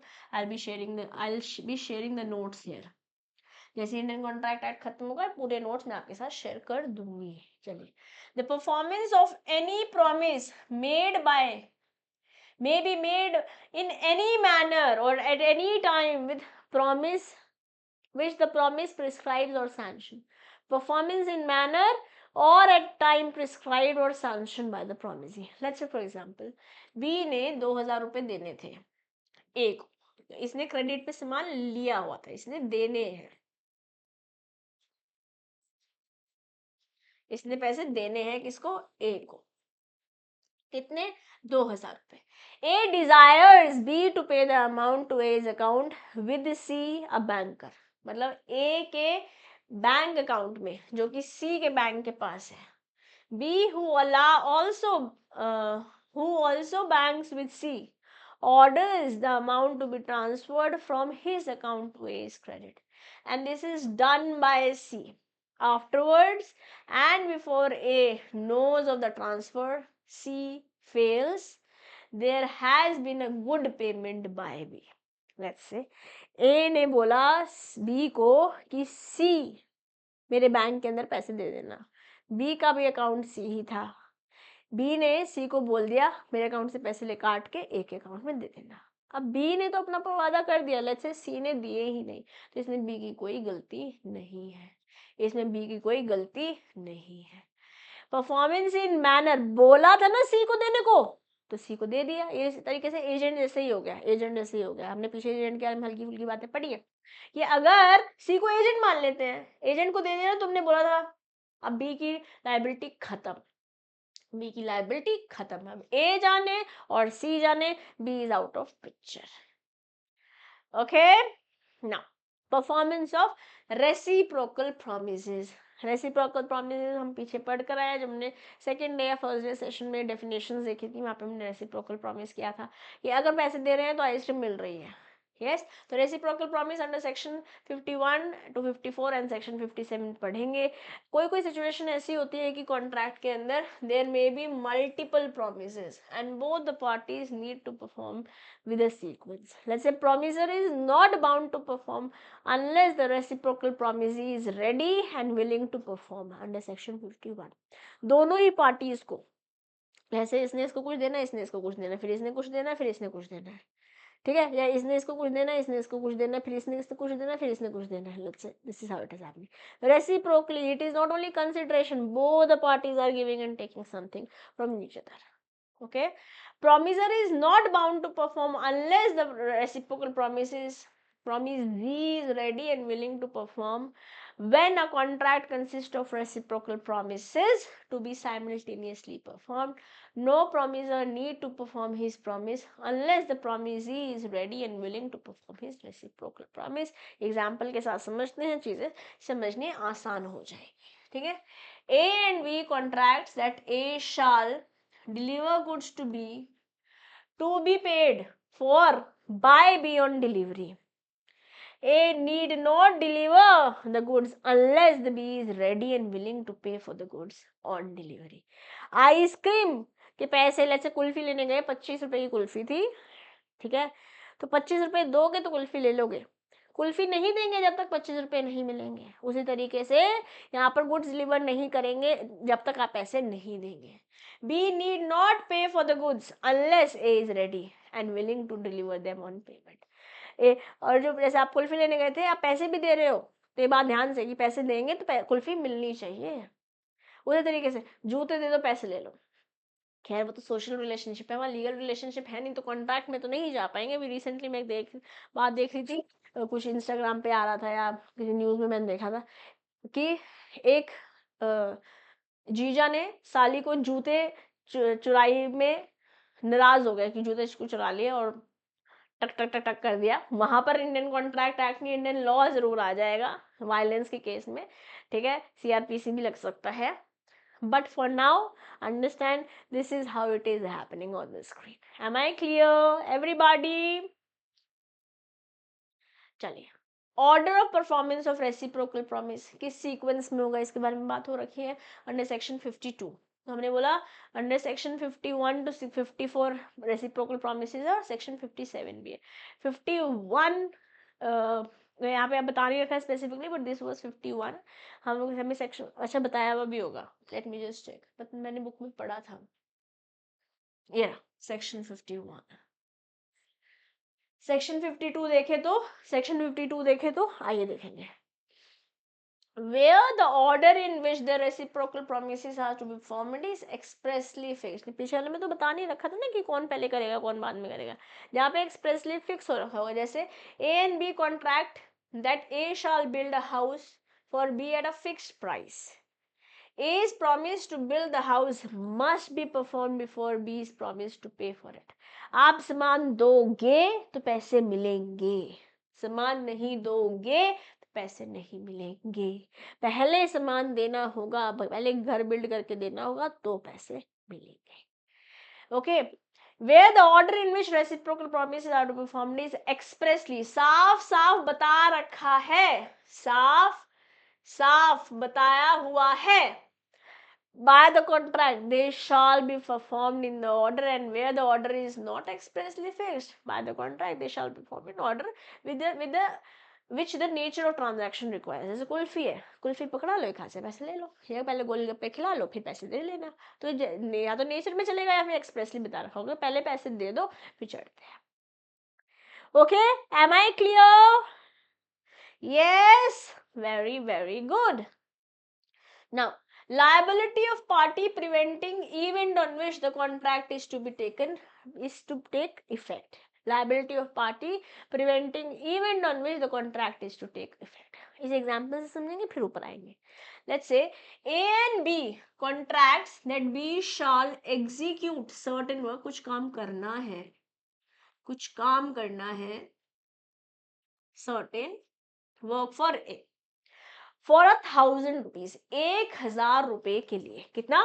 1000 रुपए के लिए. B is ready and willing to execute the work accordingly. B ने तभी एग्जीक्यूट करने के लिए बात करी कि मैं तेरा काम कर दूंगा पर तू मुझे 1000 रुपए देगा. But A prevents him from doing so. The contract is voidable at the option of B. And if he elects to rescind it, मतलब कैंसिल, अगर वो कैंसिल करना चाहे तो कैंसिल भी कर सकता है क्योंकि voidable है ना. And he is entitled to recover from A compensation for any loss which he has incurred by its non-performance. इसको ऐसे लेते हैं. Let's say मैंने एक क्या बोले तो editor, video editor, let's say मैंने फ्रीलांस बोल रखा है कि every month I will give you 25 video, let's say, and I पे यू रुपीज 10,000 रुपीज. छोटी छोटी 1 मिनट 1.5 मिनट की वीडियो होगी, let's say for example shorts के लिए. अब अगर मैंने बोल दिया ये बात 10,000 रुपये दूंगी, 20 से 25 वीडियोस दिया करूंगी, ये बात हमारी ओके होगी. अब अगर मैंने उसको काम ही नहीं दिया है, 5-6 वीडियो ही कराई है, 10 नहीं कराई है या 20 नहीं कराई है, जो भी है, अब गलती किसकी? मेरी. उसने तो बोला था कि हाँ मैं मंथली लूंगा, मैं पर वीडियो नहीं लूंगा, मैं मंथली लूंगा. पर मंथली पर वीडियो देते तो 500 रुपये पर वीडियो देने पड़ेंगे, तो मेरे लिए वो महंगा सौदा हो जाएगा. Let's say for example, it just all of these are examples. महंगा तो नहीं होना, 20 वीडियो पे तो सेम अमाउंट हो, बट ये all of these are examples. Understand? Okay. तो अब अगर बी को काम करना था और ए ने कराया ही नहीं, और अब 30 दिन बीत चुके हैं और लेकर आ रहे हैं, तो भैया मैं कहीं और काम करने लगा हूँ. जैसे डिजिटल जो मेरा वीडियो एडिटर है उसने बोला मैं आपके हाथ में काम कर रहा हूँ, मैं कहीं और काम कर रहा हूँ, तो मेरे पास टाइम नहीं है आपका काम करने के लिए. तो अब यहाँ पर ए या मैं माइंड नहीं कर सकते उसे कि काम करो भैया. Okay. A and B contracts B that B shall execute certain work for A for ₹1,000. B is ready and willing to execute the work accordingly, but A prevents him from doing so. The contract is voidable at the option of B, and if it elects to rescind it, cancel it, then it is entitled to recover from A compensation for any loss. जो 1 महीने मैंने काम नहीं कराया, पैसे तो फिर भी ले पाएगा. When a contract contains reciprocal promises and one party to the contract prevents the other from performing his promise, the contract becomes voidable at the option of the party so prevented. And he is entitled to compensation from other party for any loss which he may sustain in consequence of non-performance of the contract. नहीं करवाया ना, पैसे तो दो भैया, मेरे को इसकी वजह से लॉस हुआ है, मैंने आगे कुछ वादे कर दिए थे, मुझे स्कूल की कॉलेज की फीस देनी थी, लेट्स से फॉर एग्जांपल. ठीक है, चलिए. इफेक्ट ऑफ डिफॉल्ट, अगर जो वादा किया था वो नहीं किया है, कुछ गलती हो गई है. As to that promise which should be first performed in contract consisting of reciprocal promises under section 54, 51 से 54 and then 57 पढ़ रहे हैं reciprocal promises के अंदर, तो भी 54th सेक्शन पे हम चलते हैं. जब भी किसी कॉन्ट्रैक्ट में रेसिप्रोकल प्रॉमिस है, such that one of them cannot be performed. That is, that its performance cannot be claimed till the other has performed, and the promiser of the promise last mentioned fails to perform it. Such promiser cannot claim the performance of reciprocal promise and must make compensation to the other party to the contract for any loss which such other party may sustain for non-performance of the contract. Ma'am example बताइए, ऐसे समझ नहीं आ रहा, आइए example देखेंगे. Let's see the example. A contracts with B to execute certain builder's work for a fixed price. B supplying the scaffolding and timber necessary, कुछ लकड़ी वगैरह कुछ चाहिए थे, वो बी को सप्लाई करने थे. काम करना है ए को, सप्लाई करना है बी को. काम करवाना बी को ही है, बी की बिल्डिंग में ही काम होना है, बट बी को सामान देना है, टिम्बर देना है, जो भी देना है. जैसे मैंने अपने घर इंटीरियर डेकोरेशन के लिए दिया, इंटीरियर डेकोरेशन का सब कुछ ठीक है, बट बाथरूम की टाइल्स मैं नहीं लाऊंगी, वो आपको ला के देने होंगे. अब वो काम कर ही नहीं सकती है जब तक कि मैं उसे टाइल नहीं ला कर दूंगी. उसी तरीके से बी जब तक ये टिम्बर और स्कैफोल्डिंग नहीं ला के देंगे, ये काम नहीं कर पाएंगे. B refuses to furnish scaffolding or timber and the work cannot be executed. A need not execute the work and B is bound to make the compensation to A for any loss caused by him by the non-performance of the contract. इसको ऐसे समझते हैं.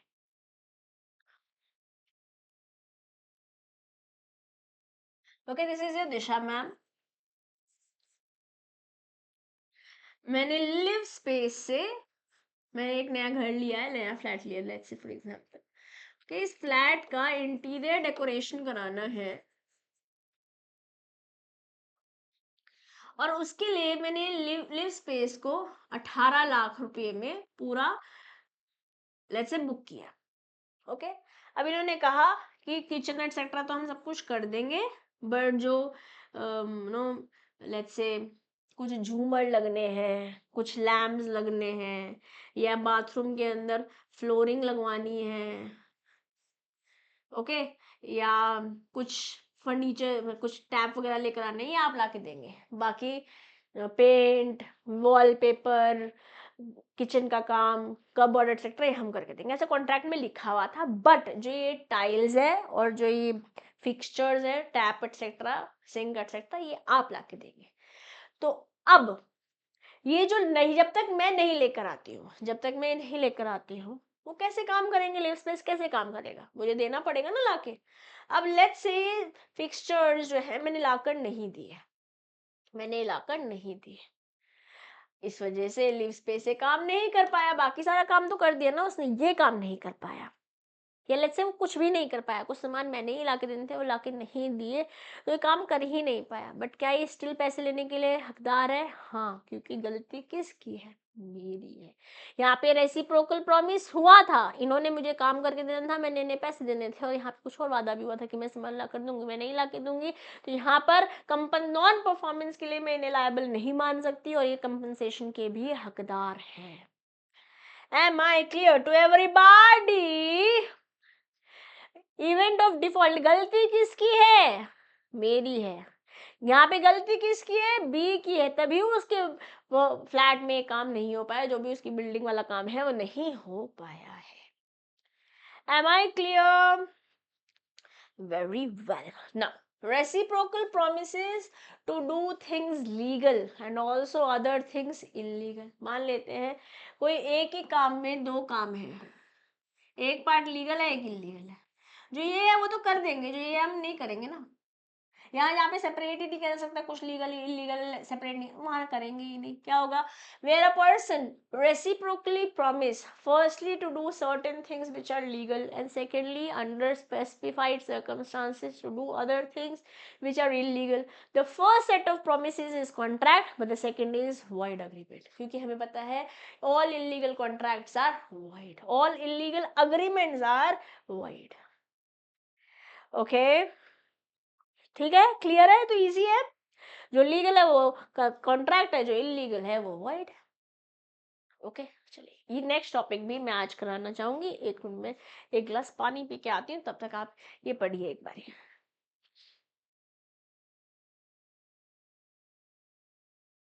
Okay, चलिए समझते हैं, time is the essence of the contract. जरूरी, सबसे जरूरी, जैसे नमक इज द एसेंस ऑफ सब्जी, नमक के बिना कैसे, इमेजिन करो सब्जी कैसे होगी, उसी तरीके से समय, अगर बहुत डिले हो गया है, जो टाइम वादा किया था वो नहीं हो रहा है, समय के बियॉन्ड आप चले गए हो, तो एक तरीके से justice delayed is justice denied, उसी एंगल पे हम टाइम को एसेंस के साथ रिलेट करेंगे। Time is the essence of contract, ऐसे सेक्शन 55 हमको बोल रहा है, क्योंकि सेक्शन 57 पीछे ही रेसिप्रोकल प्रोमिसेस में आ गया था। हम यहाँ पे 55 और 56 पढ़ेंगे, यहाँ पे हम 3 सिनेरियो से बातों को समझेंगे। सिनेरियो 1 लेंगे, 2 लेंगे, 3 लेंगे, और फिर हम कंटेंट को भी जान लेंगे। Okay, so let's say ब्रिजिटन series देखिए, ब्रिजिटन नेटफ्लिक्स में, नहीं देखिए कोई दिक्कत नहीं है।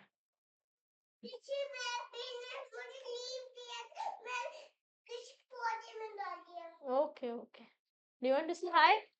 Come.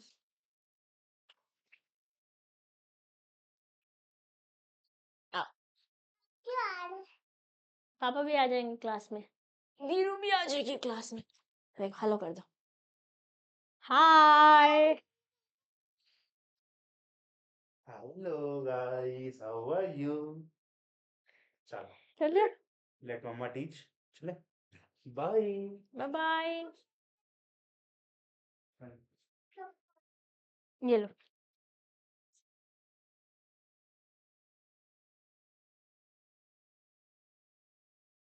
आइए सिनेरियो 1 देखेंगे। ये हमारे कॉलिन ब्रिजिटर, मेरे नहीं हमारे, okay, and this is Lady Whistledown AKA Penelope Featherington, now from after season 3 Penelope Bridgerton, okay। चलिए, इन ब्रिजिटन सीरीज को मारो गोली, हम टॉपिक पे आते हैं। कॉल सीरीज में एक्चुअली में ऐसा नहीं हुआ है, ठीक है, आओ इस पे चलेंगे। Colin Bridgerton hires Lady Whistledown to oversee renovation of historic mansion। इनका कोई historic mansion है ना, कोठी एटसेट्रा है, उसको उसकी मेंटेनेंस के लिए कॉलिन ने लेडी विसलडाउन को अपॉइंट किया है। Okay, now the contract specifies that the renovation must, maintenance नहीं एक्चुअली रेनोवेशन के लिए अपॉइंट किया था। कॉन्ट्रैक्ट में स्पेसिफिकली बता रखा है कि with in 6 months it must be completed and emphasises that time is of the essence. साफ साफ लिखा है 6 महीने में हो जाना चाहिए। सिचुएशन क्या है, Lady Whistledown fails to complete the renovation within 6 months and the mansion remains incomplete, renovation नहीं हुआ है।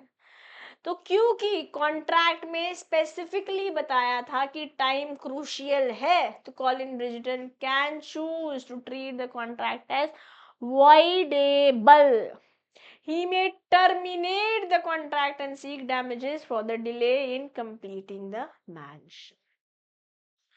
When a party to the contract promises to do certain thing at or before specified time, 6 महीने के अंतर्गत हो जाना चाहिए था, और certain thing at or before specified time and fails to do so, जैसे हमारे केस में लेडी विसल डाउन नहीं कर पाई, any such thing or any such thing or at before the specified time of the contract or so much of it as has not been performed becomes voidable at the option of the promisee। यहाँ पर इनके Colin ब्रिजिटर के option में, Colin ब्रिजिटन के option पर contract को void किया जा सकता है। Am I clear to everybody? Yes? Okay then.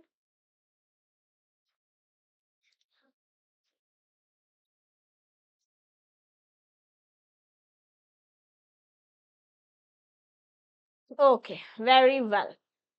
अब चलते हैं एक और एग्जाम्पल। 3 सिनेरियो से हमें time is of the essence पढ़ने वाले हैं, ठीक है।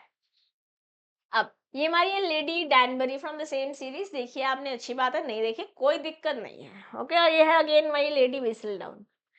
बैकग्राउंड बोले तो लेडी डैनबरी ने कॉन्ट्रैक्ट किया लेडी विसल डाउन के साथ, एक्चुअली हाँ चलिए, लेडी विसल डाउन क्या थी, whistle down, lady whistle down, correct, lady whistle down के साथ कॉन्ट्रैक्ट किया कि ऑर्गेनाइज करे ग्रैंड बॉल, ना ना ना ना ना ना ना ना ना ना ना, वही वाला, ठीक है, ball, with the agreement that all preparation must be completed by 5 PM, 5 बजे तक हो जाना चाहिए था जिस दिन इवेंट है। The contract specifies that the time is of the essence, specifically बताया हुआ है, इंपॉर्टेंट है। जिस दिन बॉल था विसल डाउन ने काम टाइम से कंप्लीट नहीं किया। Okay, not completed the setup by the agreed time of 5 PM, leaving the venue still in disarray. जैसे सोचा था वैसा नहीं, बताया था वैसा नहीं। Okay, अब given the contract highlighted कि important है time, Lady Branbury can choose to cancel the contract due to Lady Whistledown's failure to perform on time and also seek compensation for any disruption or damages caused by the delay. ठीक है, उसी तरीके से हमारे पास alloy ब्रिजिटन आ गई हैं। Okay, यहाँ पे एलोई ने प्लेस किया order with Lady Whistledown for delivery of exquisite art, कुछ नो बेशकीमती types, okay, piece needed for gallery opening by a specific date. अब यहाँ पर भी टाइम एसेंस, टाइम बता दिया ना भाई। Okay, Lady Whistledown delivers the art piece 2 weeks later than the agreed date, जिस दिन बोला था उसके 2 हफ्ते बाद। Okay, causing gallery opening to be delayed. अब क्योंकि कॉन्ट्रैक्ट में अगेन टाइमली डिलीवरी स्ट्रेस करी गई थी, बताया गया था कि time is of the essence, Eloise Bridgerton can choose to treat the contract as voidable. Again Eloise Bridgerton भी ले सकती हैं, कंपनसेशन मांग सकती हैं। Am I clear to everybody? पूरा का पूरा कॉन्ट्रैक्ट भी कैंसिल कर सकती हैं, बिकॉज हमने बोला ये वॉइडेबल है, क्योंकि हमने बोला ये वॉइडेबल है। Am I clear to everybody?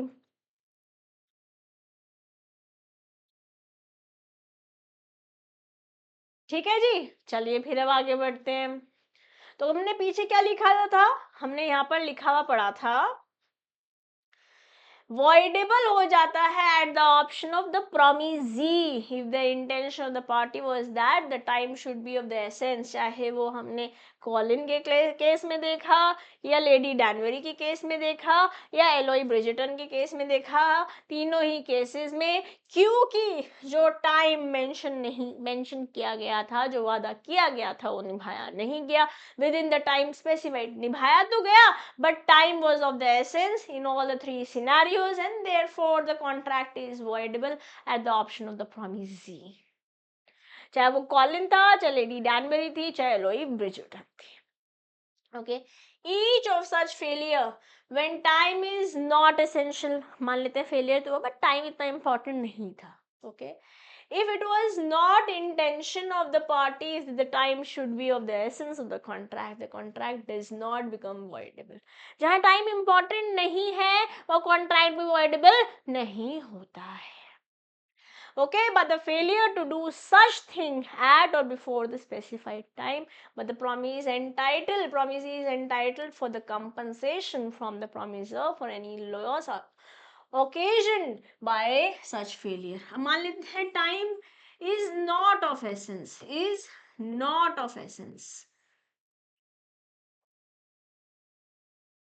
तो क्या कॉन्ट्रैक्ट को हम void कर सकते हैं? क्या कॉन्ट्रैक्ट को void, is a contract voidable?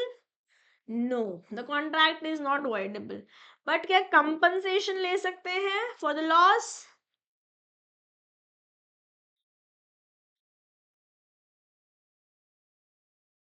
Yes, definitely, even though the time is not of essence,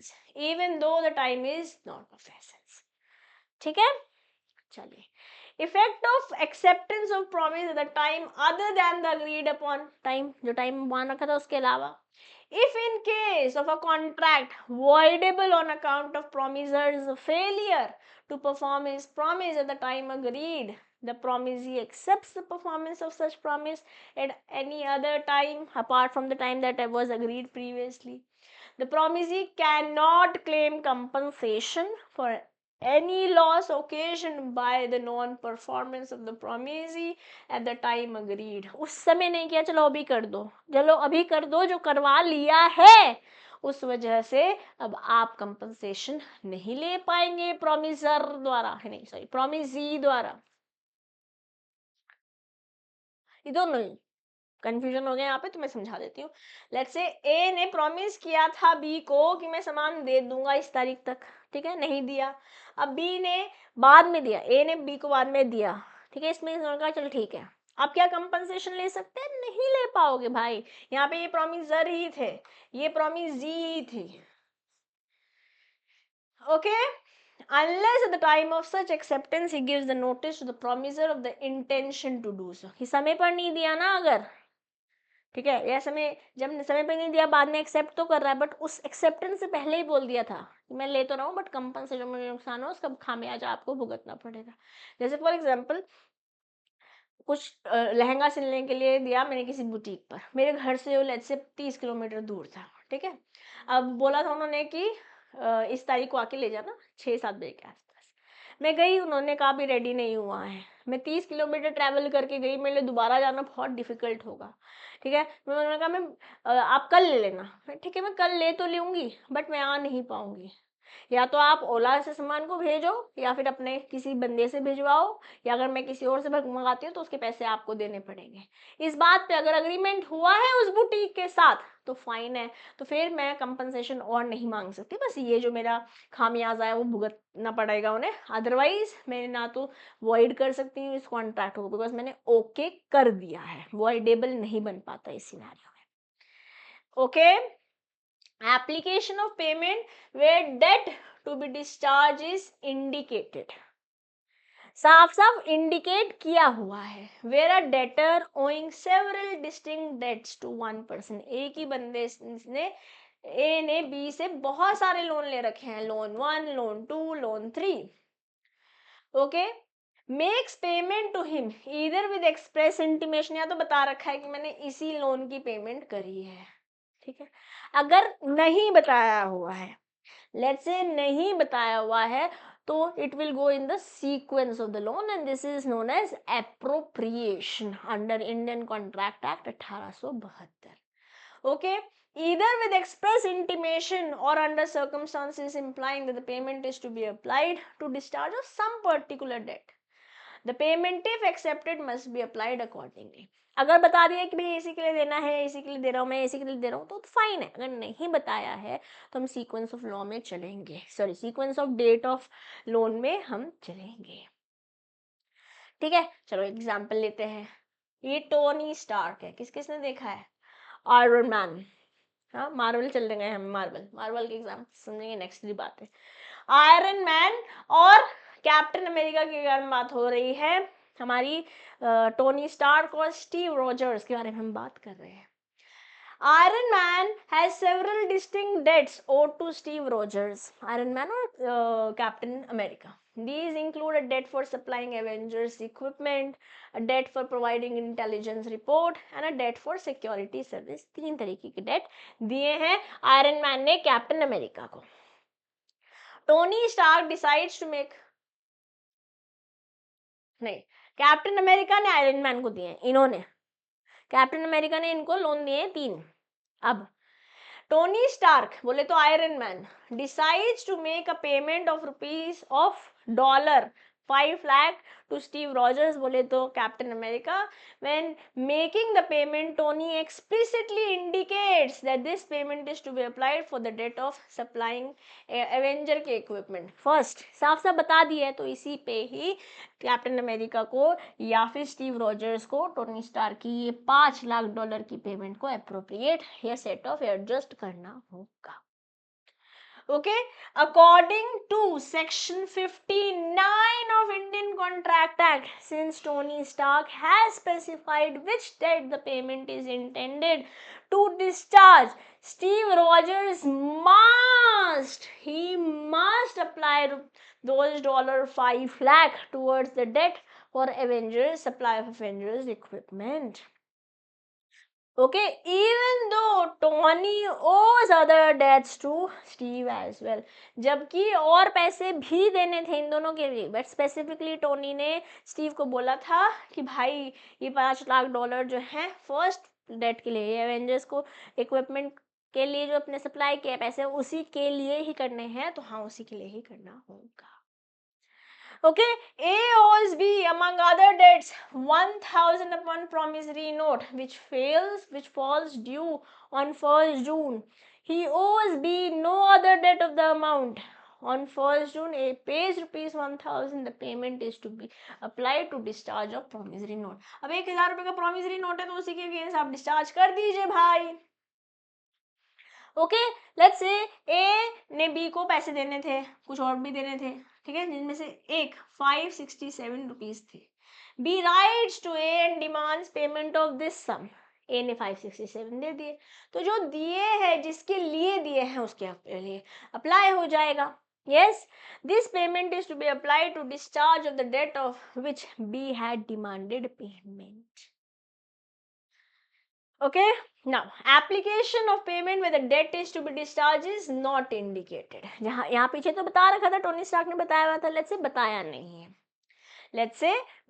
नहीं है. तीनों तरीके के डेट थे, $5 लाख दिए, $5 लाख दिए टोनी ने स्टीव को, बट स्पेसिफाई नहीं किया कि कौन सी चीज के लिए पेमेंट दी गई है.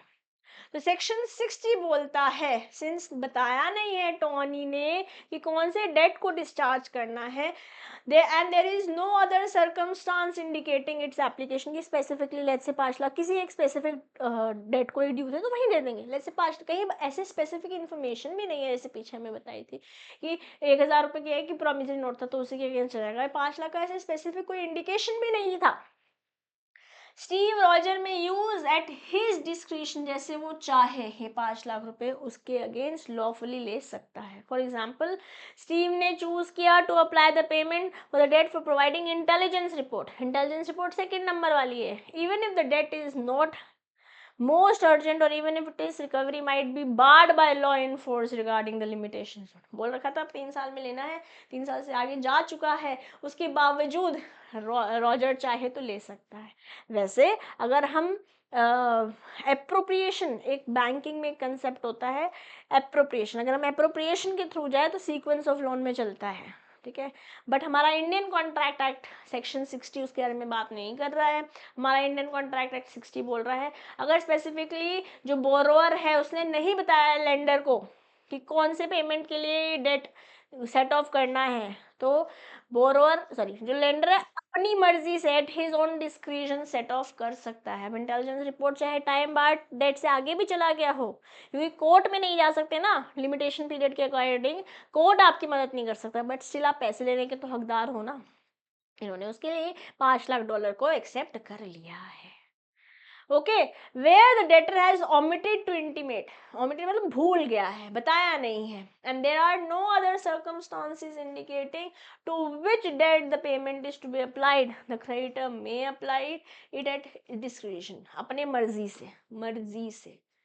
Okay, to any lawful debt, actually due lawful होना चाहिए, बट ये इंपॉर्टेंट है, वेरी इंपॉर्टेंट है.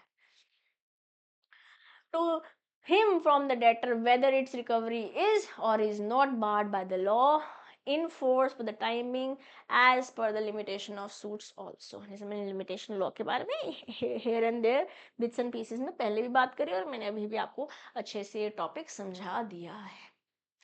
Are we cleared? Yes, very well. Application of payment where neither party appropriates. Where neither party makes an appropriation, the payment shall be applied in discharge of debts in order of time. हम उस sequence में चलेंगे, जहाँ दोनों ही party ने कुछ नहीं बोला है, उस सीक्वेंस में चलेंगे जिस सीक्वेंस में लॉ चल रहा है. इंडियन कॉन्ट्रैक्ट एक्ट में मैंने आपको बोला बात तो हो रखी है, वो थर्ड केस है. Okay, whether they are not barred by law in time for the force, are not barred by law in force for the time being as to the limitations suit. If the debt are equal standing, the payment shall be applied in discharge of each proportionately. Again, let's say Marvel universe में पहुंच चुके हैं हम. Tony Stark ने several distinct payment करनी है Steve Roger को, जिसमें से $2 लाख देने हैं एवेंजर्स के इक्विपमेंट की, जो 1 जनवरी को हुआ था. फिर 3 लाख इंटेलिजेंस रिपोर्ट के, जो 1 फरवरी को हुआ था. फिर 5 लाख फॉर सिक्योरिटी सर्विस. अब स्टार्क ने 3 लाख की पेमेंट करी, but neither Tony nor Steve indicate the debt payment should be discharge. पता नहीं रखा है कहाँ पे होना चाहिए. अब 3 लाख टेक्निकली तो यहाँ दिख रहा है, या तो ऐसे भी हो सकता है, जैसे मैंने फर्स्ट एग्जांपल देखा था, है ना, जैसे माई बुक में दे रखा है. या फिर according to section 61 the Indian contract act, where neither the two parties have told it must be applied in discharge of debts in order of time. तो टोटल कितने दिए हैं? 3 लाख दिए ना, तो 1 लाख ले लेते हैं इसके लिए, और 2 लाख ले लेते हैं इसके लिए, और 1 लाख ले लेंगे इसके लिए. टोटल 3 लाख दिए थे ना. ओके, टोटल 3 लाख रुपए दिए थे. फर्स्ट 2 लाख 1 जनवरी वाले ले लो, बैलेंस 1 लाख 1 फरवरी वाले ले लो. Okay, the debt for security service incurred on 1st March remaining fully unpaid. और जो 1 फरवरी को हुआ था, वहां पे भी पैसे भी बकाया हैं, 2 लाख रुपए और देने, क्योंकि 3 लाख रुपए देने थे, टोटल अभी 1 लाख रुपए आए हैं. Okay, this example illustrates how payments are applied to debt in order they were incurred. ठीक है, तीनों केसेस मैंने बहुत अच्छे से समझाया आपको. और स्पेसिफिकली अगर कोई अमाउंट प्रोमिसरी नोट 1,000 का था और 21,000 रुपए आए हैं, और वहां पे कुछ बता रखा है, तो उसी में चलेंगे. नहीं बताया है तो डिस्क्रिशन है. ठीक है, और दोनों की ही बात नहीं कुछ हो रखी है, तो एज पर टाइम ले लेंगे. एज पर टाइम लेंगे. प्रोपोर्शनेटली से 3 लाख दिए, टोटल देने तो बहुत सारे पैसे थे, तो प्रोपोर्शनेटली ले लेंगे as per the sequence of the time. This is actually followed in banking majorly. Okay, banking में मेजरली इसी को यूज किया जाता है. अभी लेते हैं यहाँ पे बात को पॉज लेते हैं. नेक्स्ट सेशन में contract of indemnity, contract of guarantee, contract of pledge, हल्का फुल्का एजेंसी पहले पढ़ चुके हैं, उसको भी टच बेस करेंगे, और हल्का फुल्का बेलमेंट भी है. तो ये पूरे स्पेशल कॉन्ट्रैक्ट को नेक्स्ट सेशन में पढ़ेंगे. जैसे आज का सेशन थोड़ा सा बड़ा हुआ है, वैसे ही हम नेक्स्ट सेशन को भी थोड़ा सा बड़ा रखेंगे. अब टोटल 15 सेशंस लग जाएंगे, बट क्योंकि मेरे पास एमसीक्यूज बहुत सारे हैं करने को, और मैं सारे एमसीक्यूज बुक वाले एटलीस्ट आपके साथ करना चाहती हूँ. So you have to stay with me and keep learning guys, because only when we learn will we be able to earn in future, and will we be able to grow our mind and our knowledge, and knowledge is power. Yes, so for now, मेरे प्यारे बच्चों, I'll take your leave. This is your friend and your teacher, CM Midisha Dua, signing off for today. Bye bye. Have a great evening and a beautiful day ahead tomorrow. Bye bye.